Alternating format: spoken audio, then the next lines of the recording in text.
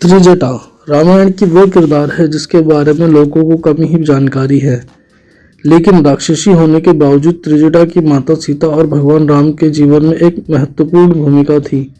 त्रिजटा रावण की सेना में एक प्रमुख राक्षसी थी और लंका में देवी सीता की देखभाल के लिए नियुक्त हुई थी।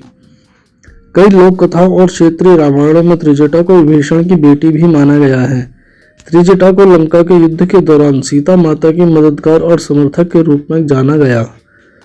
उसने सीता की सेवा की और उसके प्रति वफादारी दिखाते हुए राम के प्रति अपनी भक्ति भी प्रकट की थी। त्रिजटा रामायण की एक महत्वपूर्ण किरदार है जो राक्षसी होते हुए भी माता सीता और भगवान राम के जीवन में एक भूमिका निभाती है।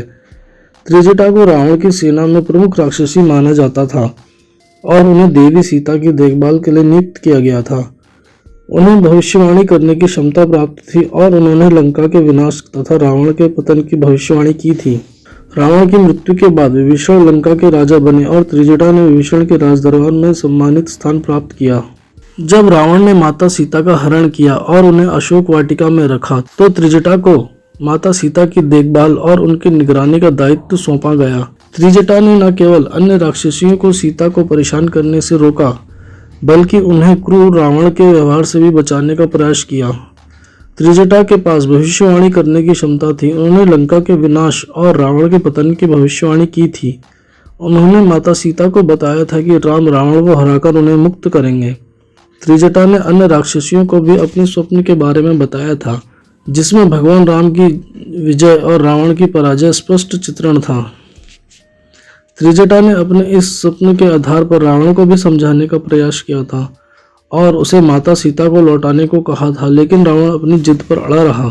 रावण की मृत्यु के बाद विभीषण को लंका का राजा बनाया गया और त्रिजटा को विभीषण के राज दरबार में सम्मानित स्थान प्राप्त हुआ। विभीषण की धार्मिकता और राम भक्ति के कारण त्रिजटा का जीवन सुखद और शांतिपूर्ण रहा। त्रिजटा पहले ही भगवान राम की दिव्यता और उनकी विजय का पूर्वाभास कर चुकी थी, इसलिए मान्यता है कि वह संभवतः लंका में राम की भक्ति और धर्म प्रचार प्रसार करने में सक्रिय रही होगी। माता सीता को त्रिजटा से गहरा स्नेह था।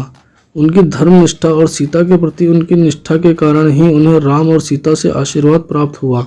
हालांकि वाल्मीकि रामायण या तुलसीदास के रामचरितमानस में त्रिजटा के युद्ध के बाद के जीवन का स्पष्ट उल्लेख नहीं है, लेकिन अन्य संस्करणों में कहा गया है कि त्रिजटा ने लंका छोड़कर तपस्या का मार्ग अपना लिया था। आपको बता दें, ये जो भी जानकारी हमने आपको दी है ये धार्मिक मान्यताएं और सोशल मीडिया के माध्यम से दी है। मोक्ष चैनल इसकी पुष्टि नहीं करता है। ऐसी तमाम जानकारियों के लिए मोक्ष चैनल को सब्सक्राइब कर दें, बेल आइकन को भी जरूर दबा दें ताकि आपसे कोई भी महत्वपूर्ण जानकारी ना छूटे और साथ ही साथ हर एक वीडियो को नोटिफिकेशन आप तक पहुँचे। कोई शिकायत या सजेशन देना चाहते हो तो नीचे कमेंट सेक्शन के माध्यम से दें।